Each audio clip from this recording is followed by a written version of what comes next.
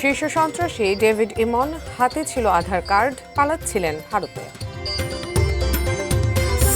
সিলেটে সার্জিস আলমের গাড়ি বহরে হামলা, নাহিদ ইসলামের ক্ষোভ।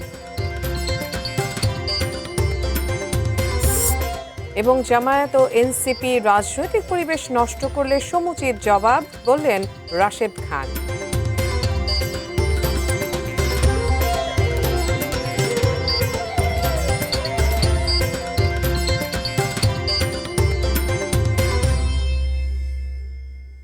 দেখছেন এটিএন নিউজ। দেশের খবর আপনাদের আমন্ত্রণ জানাচ্ছি, আমি উজমা হাসান। দর্শক, এতক্ষণ জানিয়ে দিচ্ছিলাম নাসির সিনট্যাক্স গ্রুপের সৌজন্যে শিরোনামগুলো। এবারে বিস্তারিত। চট্টগ্রামের শীর্ষ সন্ত্রাসী মোবারক হোসেন ইমন ওরফে ডেভিড ইমন হাতে ছিল আধার কার্ড, পালাচ্ছিলেন ভারতে। গ্রেপ্তার এড়াতে গোঁফ কেটে চেহারাতেও পরিবর্তন এনেছিলেন। সকালে নিজের কার্যালয়ে এক সংবাদ সম্মেলনে ডেভিড ইমনকে গ্রেপ্তার অভিযানে বিস্তারিত তুলে ধরেন চট্টগ্রামের পুলিশ সুপার মোহাম্মদ মাসুদ আলম। আদিত্য সুমনের ক্যামেরায় চট্টগ্রাম প্রতিনিধি মনিরুল ইসলাম পারভেজের তথ্যে ডেস্ক রিপোর্ট। চট্টগ্রাম বৃহস্পতিবার সকালে চট্টগ্রাম জেলা পুলিশ সুপার মোহাম্মদ মাসুদ আলম সংবাদ সম্মেলনে জানান, ডেভিড ইমনকে গ্রেপ্তার অভিযানের নাটকীয় বিবরণ। জানি যে এই সন্ত্রাসীদের যে নেটওয়ার্ক, শক্ত একটা নেটওয়ার্ক ছিল, একবার বিদেশ থেকে যেটা পরিচালিত হচ্ছিল, বড় সাজ্জাদ বাহিনী থেকে শুরু করে, এই যে তাদের যে এটা আমরা আস্তে আস্তে কাজ করছি। পরবর্তীতে তাদের যারা আছে এখানে, এই সংঘবদ্ধ চক্রের মূল হোতাগুলো এখনো আছে, তাদের ব্যাপারে আমাদের একই নীতি এবং এটা কিন্তু এটা চলতে থাকবে এবং নিরলসভাবে আমরা এটা লেগে আছি এবং কাজ করে যাব। চাঁদা না পেয়ে এক গার্মেন্টস ব্যবসায়ীর বাসা লক্ষ্য করে গুলির ঘটনায় নতুন করে আলোচনায় আসে ডেভিড ইমনের নাম। সম্প্রতি কোটি টাকা চাঁদা দাবি করে চট্টগ্রামের বাকলিয়ার একটি ইন্টারনেট সেবাদানকারী প্রতিষ্ঠানে তাণ্ডব চালায় ডেভিড ইমন গ্যাং। সেই ভিডিও ফোন আলাপ ভাইরাল হলে কঠোর অবস্থান নেয় পুলিশ। গ্রেপ্তার এড়াতে ভারতে পালিয়ে যাবার চেষ্টা করে ইমন। গোঁফ কেটে ছদ্মবেশ নেন। অবশেষে খুলনা নড়াইল নানা পথ পরিবর্তন করে বুধবার রাতে যশোরের ঝুমঝুমপুরে ধরা পড়েন ইমন ও তার 3 সহযোগী। কড়া নিরাপত্তায় চট্টগ্রামে আনা হয় তাদের। যারা আমাদের কাছে ধরা পড়েছে তাদের তো অনেক নেটওয়ার্ক আছে, অনেক সহযোগী আছে। এখন যার কাছেই আমরা যাচ্ছি বা যেখানেই অভিযান দিয়েছি সেখানে দেখা গেলো সে আগে আসলে জেনে গেছে। এটা তো আসলে ওই যে একবার রাষ্ট্রীয়ভাবে জানা বলা যায়, ওই যে প্রচার হয়েছে টেলিভিশনে বা বিভিন্ন চ্যানেলে, তো এটা জেনে যাওয়ার কারণে তার নিজস্ব দু একটা যে বিষয় ছিল, ওই দু একটা বিষয় যেখানে সে নিজে হয়তো রেখে এসেছিল, এখন এটা দেখা গেলো যে আরও 1 মাস আগে রেখে আসছে। তো এই বিষয়গুলো এগুলো হচ্ছে জং ধরে অনেক কিছু হয়, এটা স্বাভাবিক, এটা লোহার জিনিস। তো ওইভাবেই আমরা উদ্ধার করেছি। তাও তার এলাকা যেটা ফটিকছড়ি এলাকা, কাঞ্চননগর, এই কাঞ্চননগরে একটা গ্রামে একটা বাড়িতে সে রেখে দিয়েছিল, তো সেখান থেকে উদ্ধার করা হয়েছে। আদালতের মাধ্যমে রিমান্ডে নিয়ে ডেভিড ইমনকে জিজ্ঞাসাবাদ করবে পুলিশ। এতে বিদেশ থেকে পরিচালিত শীর্ষ সন্ত্রাসী সাজ্জাদ আলীর নেটওয়ার্ক ও তাদের অস্ত্রভান্ডার নির্মূল করা সম্ভব হবে বলে মনে করছে চট্টগ্রাম পুলিশ। তুনাজিনা তনু, ডেস্ক রিপোর্ট, এটিএন নিউজ। দেশে নতুন কোনো রাজনৈতিক শক্তির উত্থান চায় না সরকার, তাই বারবার এই ধরনের হামলার ঘটনা ঘটছে বলে মন্তব্য করেছেন এনসিপির আহ্বায়ক ও বিরোধী দলীয় চিফ হুইপ নাহিদ ইসলাম। বৃহস্পতিবার দুপুরে সিলেটে সাংবাদিকদের প্রশ্নের জবাবে তিনি এই মন্তব্য করেন। গোপালগঞ্জে দলের উত্তরাঞ্চলের মুখ্য সংগঠক সার্জিস আলমের গাড়ি বহরে হামলার ঘটনায় তিনি ক্ষোভ প্রকাশ করেন। এ সময় দলের যুগ্ম সমন্বয়ক নাসির উদ্দিন পাটোয়ারি বলেন, আগামীতে কোনো রাজনৈতিক দলের বিরুদ্ধে তিনি মুখ না খোলার ঘোষণা দেন। বাংলাদেশে বিচারহীনতার যে সংস্কৃতি আছে সেটা থেকে বের হয়ে তারেক রহমান যে সরকার গঠন করেছেন ওনারা বিচার করবেন এবং আমরা প্রধানমন্ত্রীর কাছে আহ্বান জানাচ্ছি, একজন ইন্টারের ছেলে যে হলো কাউকে কখনো মারতে যায় নাই, তার বাবা অসুস্থ, মা প্রতিবন্ধী, এখন অপারেশন থিয়েটারে আছে, আপনি কি পারবেন তার চোখটা ফেরত দিতে? আমরা বাংলাদেশে আর কোনো সহিংসতা রাজনীতি দেখতে চাই না। গতকাল হবিগঞ্জ থেকে আজকে গোলাপগঞ্জ আমরা যা দেখছি যে সন্ত্রাসীদের অভয়ারণ্যে দেশকে আবারও নিয়ে যাওয়া হচ্ছে এবং সরকারের সন্ত্রাসী চরিত্র জাতির সামনে উন্মুক্ত হচ্ছে। সরকার যদি সন্ত্রাসের পথে হাঁটে তাহলে জনগণ প্রতিরোধের পথে হাঁটবে। জামায়াত ও এনসিপি যদি রাজনৈতিক পরিবেশ নষ্ট করেন তাহলে তার উত্তম জবাব দেয়া হবে বলে হুঁশিয়ারি করেছেন প্রধানমন্ত্রীর রাজনৈতিক সহকারী রাশেদ খান। দুপুরে ঝিনাইদহ জেলা প্রশাসকের কার্যালয়ে সরকারি দপ্তরের কর্মকর্তাদের সাথে মতবিনিময় শেষে তিনি কথা বলেন।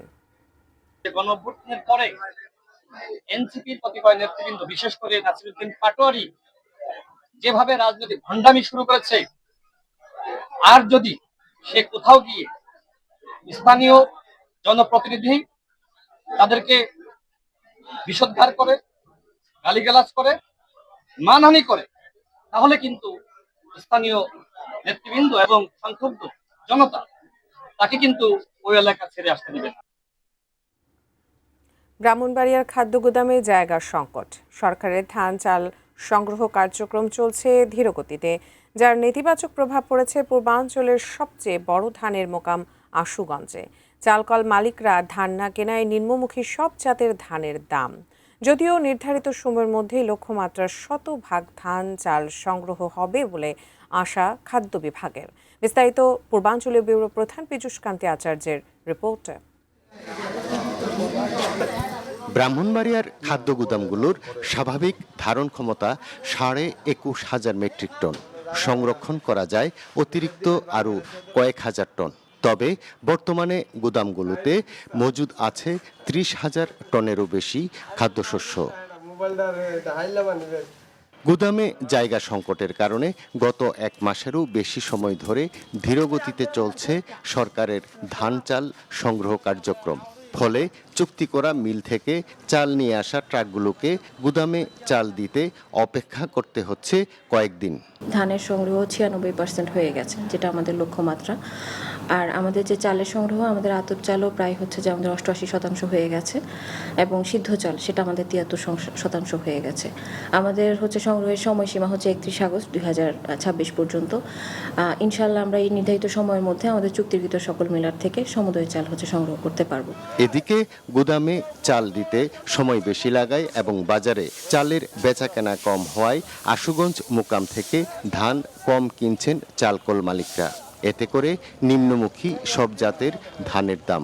বর্তমানে বিআর 28 ধান প্রতিমন 1300 টাকা, বিআর 29 ধান 1150 থেকে 1180 টাকা এবং মান ভেদে মোটা ধান বেচাকেনা হচ্ছে 700 থেকে 950 টাকা দামে। ধান চাউলের গুদামও তো এবার জায়গা নাই, হ্যাঁ, এ কারণে দর কম। এবছর 5 গাড়ি 6 গাড়ি চাইল নামে, এজন্য ব্যবসায়িকরা আমাদের কাছে ধান নিয়ে হেরাও বিপদ পড়ছে। চাউলটা তো একটু সরকার একটু টাইন আনে, আর চাউল একটু ভালো দেখা যাচ্ছে, ধানের কাছে একটু ভালো এবার, আর কৃষকরা কিছু পাওয়া যাবে। আর বাংলাদেশও কৃষক দিয়েই তো বাংলাদেশ। ওই সরকার এভাবে স্লো নেওয়ার কারণে আমরা ওইভাবে ধান কিনতে পারতেছি না। ধানের দাম নিম্নমুখী, কৃষক তো একেবারে মরার মতো। এমনিতেই মনে করেন প্রাকৃতিক দুর্যোগে কৃষক অনেক ক্ষতিগ্রস্ত, তার উপরে ধানের দাম কম, যারা মিলাররা ধান কিনতে না, সেক্ষেত্রে কৃষকরা ধান বিক্রি করবে কোথায়? চলতি বোরো মৌসুমে ব্রাহ্মণবাড়িয়া থেকে 11,208 টন ধান, 71,425 টন সিদ্ধ ও 4,993 টন আতপ চাল সংগ্রহ করবে খাদ্য বিভাগ। সংগ্রহ অভিযান শেষ হবে আগামী 31 আগস্ট। পীযূষ কান্তি আচার্য, এটিএন নিউজ, আশুগঞ্জ, ব্রাহ্মণবাড়িয়া। দেশের খবর এই মুহূর্তে নিয়ে নিচ্ছে একটি বিরতি, ফিরে এসে আরও যা থাকছে। দেশের জলাশয়ে নিষিদ্ধ জালের নির্বিচার ব্যবহার, ক্ষতির মুখে মৎস্য সম্পদ।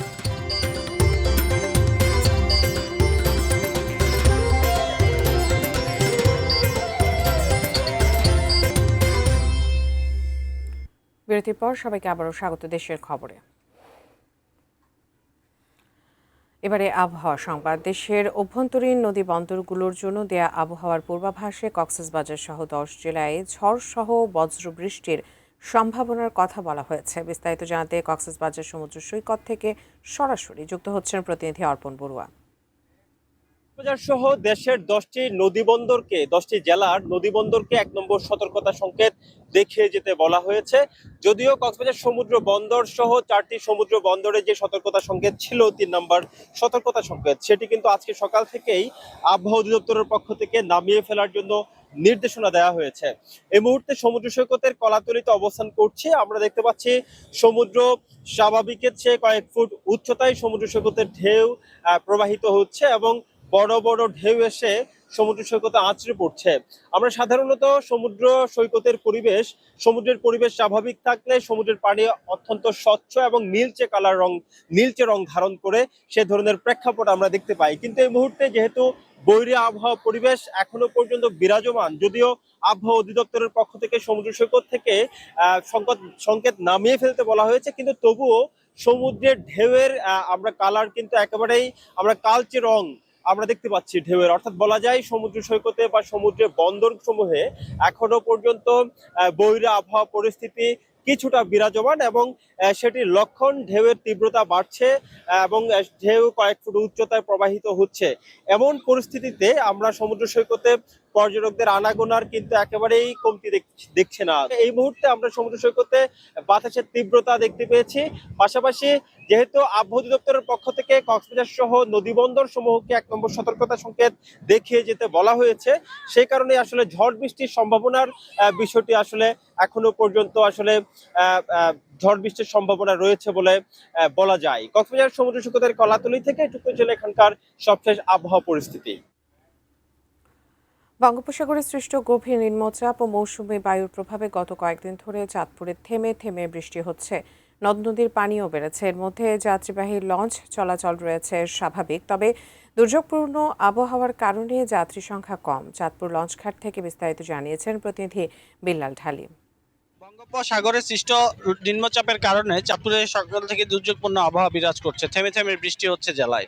উপকূলীয় অঞ্চল হিসেবে চাঁদপুর সমুদ্র বন্দর 3 নম্বর সংকেতের আওতায়। এছাড়া চাঁদপুরের নদী বন্দরের জন্য রয়েছে 1 নম্বর সতর্কতা সংকেত। নদী বন্দরের জন্য 1 নম্বর সতর্কতা সংকেত থাকা সত্ত্বেও চাঁদপুরে যে নৌযানগুলো আছে, ছোট বড় সবগুলো নৌযান কিন্তু চলাচল স্বাভাবিক আছে। আমি এখানকার যে ছোট ছোট নৌযানগুলো আছে সেগুলি যে পরিচালনা করছেন যারা, তাদের সাথে আমি কথা বলেছি। তারা বলছেন যে তাদের নৌযানগুলোতে পর্যাপ্ত নিরাপত্তা ব্যবস্থা আছে এবং নদী শান্ত অবস্থায় আছে এখন পর্যন্ত, তাই তারা নৌযানগুলো পরিচালনা করছেন। অপরদিকে যাত্রী যারা আছেন তারা বলছেন জীবিকার তাগিদে তাদেরকে এই নৌপথে পাড়ি জমাতেই হয়, যে বিকল্প কোনো ব্যবস্থা নেই। তাই তারা এই দুর্যোগপূর্ণ আবহাওয়ার মাঝেও কিন্তু নৌপথে পাড়ি দিচ্ছেন। যারা মৎস্যজীবী আছে, মাছ শিকারের জন্য তারা নদীতে আছেন, তারা বলছেন যে যেহেতু তাদের দৈনন্দিন খরচ এই নদী থেকে মৎস্য আহরণের মাধ্যমে হয়ে থাকে, তাই তারা জীবনের ঝুঁকি নিয়ে নদীতে নেমেছেন। আর যেহেতু এখন পর্যন্ত নদী শান্ত আছে, সেহেতু তারাও মাছ ধরতে নেমেছেন এবং তারা যখনই দুর্যোগপূর্ণ আবহাওয়ার লক্ষণ তারা দেখবেন তখনই তারা তীরে ফিরে আসবেন বা নিরাপদ আশ্রয়ে ফিরে আসবেন বলে জানিয়েছেন। চাঁদপুরে এই বর্ষা মৌসুমে 70% ফসলি জমি যেগুলি আছে সেগুলি কিন্তু পানির নিচে তলিয়ে থাকে। এছাড়াও যারা অন্যান্য ফসল করছেন তারা কৃষকরা বলছেন যে এই ধরনের বৃষ্টি যদি অব্যাহত থাকে তাহলে তাদের ফসলেরও কিন্তু ব্যাপক ক্ষতি হওয়ার সম্ভাবনা রয়েছে। তো আবহাওয়া অফিসের সাথে আমি কথা বলেছি, তারা জানিয়েছেন যে নৌবন্দরের যে সতর্কতা সংকেত এবং সমুদ্র বন্দরের যে সতর্কতা সংকেত সেটি এখন পর্যন্ত অব্যাহত আছে এবং এই যে বৃষ্টিপাত সেটি আরো 5 দিন যাবত অব্যাহত থাকার সম্ভাবনা রয়েছে। দর্শক, দেশের খবরে আবারও নিয়ে নিচ্ছে একটি বিরতি, আমাদের সঙ্গেই থাকুন।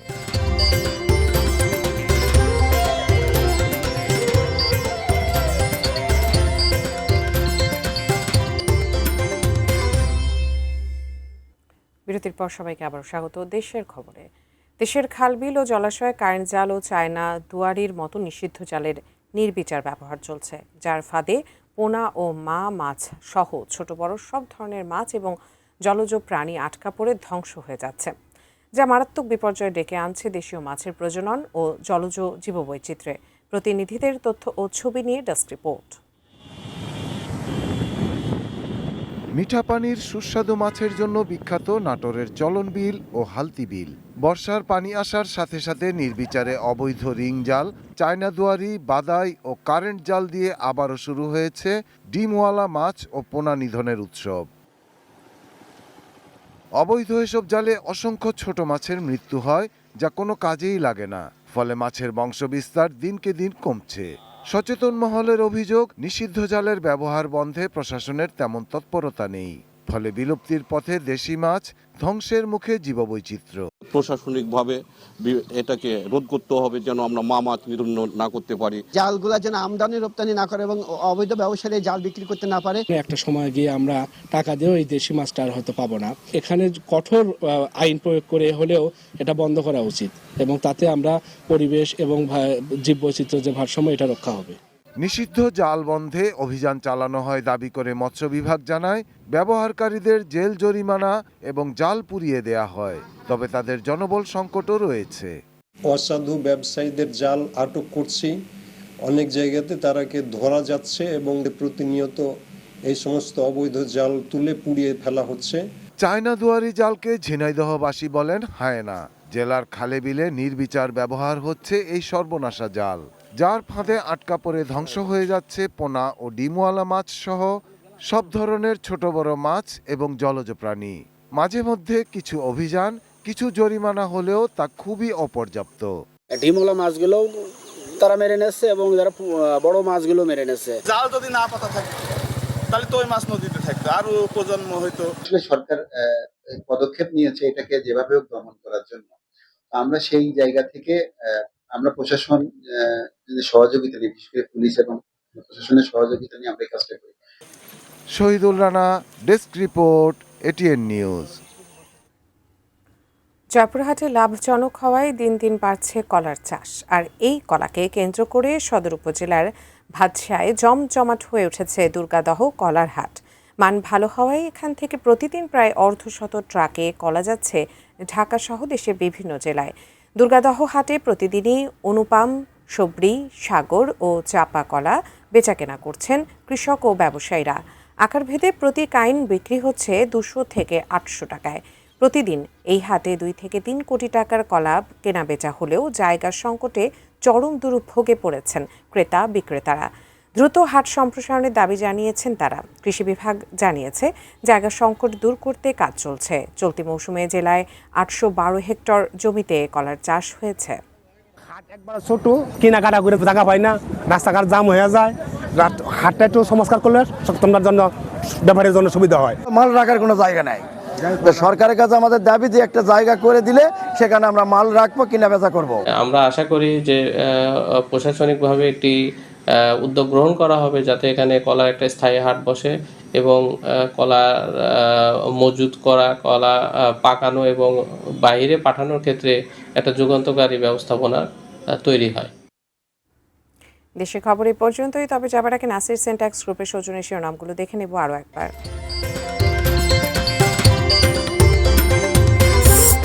শীর্ষ সন্ত্রাসী ডেভিড ইমন হাতে ছিল আধার কার্ড, পালাচ্ছিলেন ভারতে। সিলেটে সার্জিস আলমের গাড়ি বহরে হামলা, নাহিদ ইসলামের ক্ষোভ। জামায়াত ও এনসিপি রাজনৈতিক পরিবেশ নষ্ট করলে সমুচিত জবাব, বললেন রাশেদ খান। এবং দেশের জলাশয়ে নিষিদ্ধ জালে নির্বিচার ব্যবহার, ক্ষতির মুখে মৎস্য সম্পদ।